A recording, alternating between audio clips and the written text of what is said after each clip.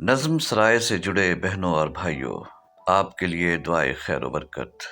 اس عکس بندی میں ہم آپ کے لیے ایک منفرد تاریخی آثار کے ساتھ حاضر ہوئے ہیں۔ اس سے پہلے ہم ٹیکسلا میں موجود گندھارا تہذیب سے متعلق بدھ عہد کے کئی آثار کی سیاحت کروا چکے ہیں، تاہم گندھارا تہذیب کی کئی باقیات ابھی تک آپ کی خدمت میں پیش کرنا باقی ہیں۔ ان سے پہلے اس عکس بندی کو پیش کرنے کی وجہ یہ ہے کہ نظم سرائے کے ایک رکن حسنات احمد نے یورپ کا سفر کیا اور رومانیہ میں موجود رائل کورٹ آف ڈریکولا کی عکس بندی کر لائے۔ ڈریکولا ایک معروف کردار ہے، مگر ایک ایسا کردار ہے جو دہشت اور خون ریزی کی علامت کے طور پر پوری دنیا میں مشہور ہے۔ ہم نے چاہا کہ نظم سرائے کے توسط سے آپ کو ڈریکولا کے بارے میں مختصراً معلومات دی جائیں۔ ساتھ ساتھ آپ رائل کورٹ آف ڈریکولا کی عکس بندی بھی ملاحظہ فرماتے جائیے، جو ڈریکولا کی طرح ہی کافی خوفناک ہے، تاہم رومانیہ کی حکومت نے اسے سیاحوں کے لیے دیدہ زیب بنا دیا ہے۔ ہزاروں لوگ اسے دیکھنے آتے ہیں۔ نظم سرائے کے رکن نے جب اس کی سیاحت کی تو بارش ہو رہی تھی اور موسم بہت سرد ہو چکا تھا، مگر ارد گرد کا منظر بارش میں نہا کر نکھر گیا تھا۔ چلیے ڈریکولا کی کہانی سنیے۔ کہانی تو بہت طویل ہے، ہم آپ کو مختصر طور پر کہانی کے اہم واقعات بتائیں گے۔ ویلاد دی امپیلر رومانیہ کا وہ شخص ہے جسے ڈریکولا کا نام دیا گیا۔ اسے یہ نام ظلم اور بربریت کی بنا پر دیا گیا ہے۔ یہ سفاک شخص دشمنوں کے جسموں میں نیزے پرو کر انہیں لکڑی کے ستونوں پر لٹکا دیتا تھا اور تڑپ تڑپ کر مرنے کے لیے چھوڑ دیتا تھا۔ ایک جنگ میں عثمانی ترک فوج کے لگ بھگ 2000 سے زائد سپاہیوں کے ساتھ بھی اس نے یہ بہیمانہ سلوک کیا تھا۔ اس کے بعد اس شخص کو امپیلر یعنی میخیں گاڑنے والے کا خطاب ملا، اور ڈریکولا کا اصطلاحی مطلب شیطان صفت انسان ہے۔ ویسے ڈریکولا کا لغوی مطلب ڈریکول کا بیٹا ہے۔ ڈریکول دراصل ڈریکولا کا باپ تھا، جو ولاچیا کا بادشاہ تھا۔ آج کا جدید رومانیہ چھوٹی چھوٹی کئی ریاستوں میں منقسم تھا۔ ان ریاستوں میں ٹرانسلوینیا اور ولاچیا مشہور ریاستیں تھیں۔ ڈریکولا پہاڑوں میں گھری ہوئی ریاست ٹرانسویلینیا میں پیدا ہوا۔ اس کا سن پیدائش 1431 ہے۔ ڈریکولا 45 سال کی عمر پا کر 1476 میں مارا گیا۔ ناظرین، اس کردار پر کئی فلمیں بھی بن چکی ہیں، جس میں ڈریکولا کے نوکیلے دانت دکھائے گئے ہیں اور منہ سے خون نکلتے دکھایا گیا ہے۔ اس سے مقصود یہ روایت ہے کہ ڈریکولا اس قدر سفاک تھا کہ اپنے دشمنوں کا خون تک پی جاتا تھا۔ کہا جاتا ہے کہ اس درندہ صفت انسان نے 1,00,000 انسانوں کو موت کے گھاٹ اتارا۔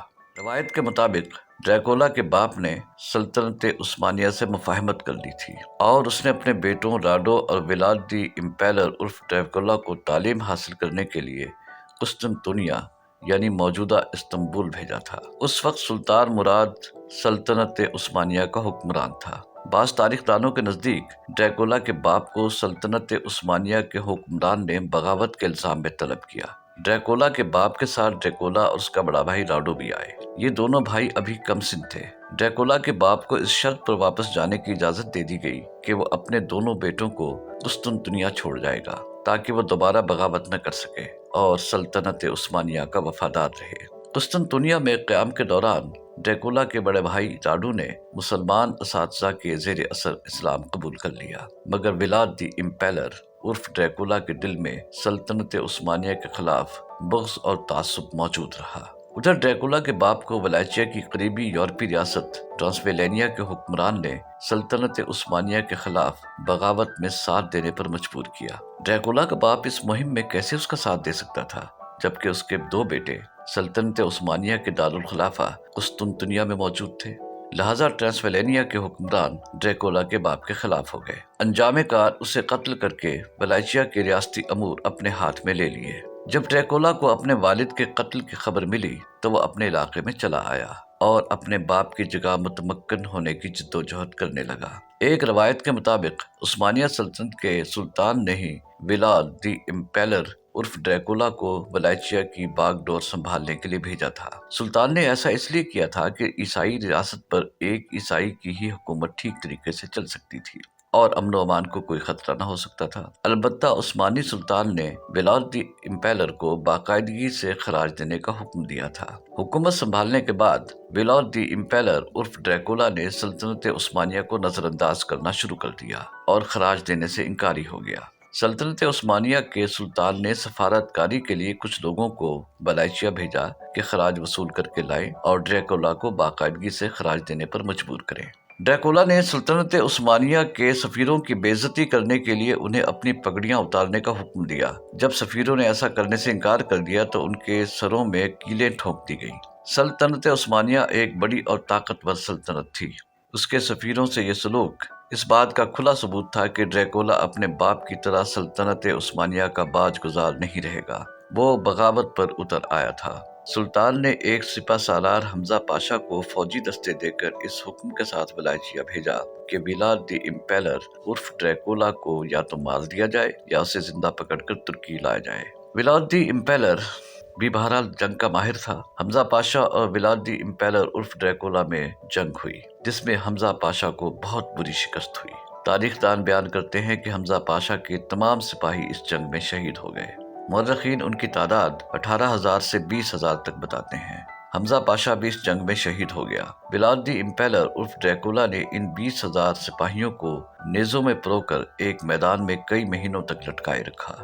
हमजा पाशा को उसके रुतबे की पादाश में लकड़ी के सबसे ऊंचे स्तून पर लटकाया गया ताकि इबरत का निशान बने। ये मंजर ऐसा दहशतनाक था कि जो कोई देखता खौफ के मारे कांप जाता। लाशों के ऊपर मुंडलाते चील, कौवों और गिद्धों ने इस मंजर को मजीद वहशतनाक बना दिया था। इसके बाद सुल्तान महमूद फातेह ने ड्रैकुला के भाई राडू के साथ ड्रैकुला की सरकोबी के लिए फौज कशी की। ड्रैकुला भी मुसलमानों की तमाम जंगी हिकमत अमलियां कुस्तुनतुनिया में क़याम के दौरान सीख चुका था। उसने तुर्क फौज पर घात लगाकर हमले किए और खासा परेशान किया। ताहम जब उसने महसूस किया कि वो पहले की तरह तुर्क फौज का मुकाबला नहीं कर सकेगा, उसे शिकस्त हो जाएगी और वो पकड़ा जाएगा, उसने हंगरी की तरफ राह फरार इख्तियार की। लेकिन हंगरी के हुक्मरान मिथियास ने इसे गिरफ्तार कर लिया। एक रवायत के मुताबिक सुल्तान मोहम्मद फातेह ने राडो को ड्रैकुला की सरकोबी के लिए भेजा। राडो की फौज बेजिगरी से लड़ी और ड्रैकुला गिरफ्तार हो गया और उसे कैद खाने में डाल दिया गया। माहिरीन आसार ने वो कोठड़ी भी दरियाफ्त कर ली है जहां ड्रैकुला को रखा गया था, लेकिन बदकिस्मती से आसपास की रियासतों में खाना जंगी की वजह से ड्रैकुला आजाद हो गया। उस जमाने में यूरोप की रियासतें आपस के झगड़ों में उलझी हुई थी। बिल आखिर 1476 में सुल्तान मोहम्मद दोम ने ड्रैकुला से जंग की और उसका काम तमाम कर दिया। उसका सर काटकर सल्तनत उस्मानिया के दारुल खिलाफा कुस्तुनतुनिया के सदर दरवाजे पर लटका दिया गया। मोअज़्ज़िज़ नाज़रीन, यूरोपी बाशिंदे ड्रैकुला को एक जवां मर्द के तौर पर याद करते हैं जिसने सल्तनत उस्मानिया के खिलाफ भरपूर मज़ाहमत की। इसीलिए इस किरदार पर यूरोप में न सिर्फ कई किताबें लिखी गईं बल्कि हॉलीवुड फिल्मी सनत ने कई फिल्में भी बनाई। मोअज़्ज़िज़ नाज़रीन, आपने देखा कि ड्रैकुला एक फर्जी किरदार नहीं है बल्कि सल्तनत उस्मानिया के खिलाफ एक मज़ाहमतकार मगर सफ़ाक इंसान का खिताब है। इसके साथ ही हम आपसे इजाज़त चाहते हैं, इस उम्मीद के साथ कि आपको हमारी ये काविश भी पसंद आई होगी। जिस बहन भाई ने हमारा चैनल सब्सक्राइब नहीं किया है उनसे गुजारिश है कि अभी सब्सक्राइब और लाइक कर दें। घंटी के बटन को भी दबा देंगे तो अगली अक्सबंदियों की इत्तला आपको मिल जाया करेगी। इत्तला नर्स है कि नज़्म सराय के मुंतज़मीन नहायत माकूल मुआवजे पर टेक्सला और गिरदोनवाह में फैली बुद्ध अहद की बाक़ियात की सैर करवाने का बंदोबस्त भी करते हैं। तारीख से दिलचस्पी रखने वाले ख्वातीन व हज़रात और तालीमी इदारों के असातिज़ा हमसे इन नंबरों पर राब्ता कर सकते हैं। 0302 530 1041 0336 01 65 020। अल्लाह आपका निगहबान हो।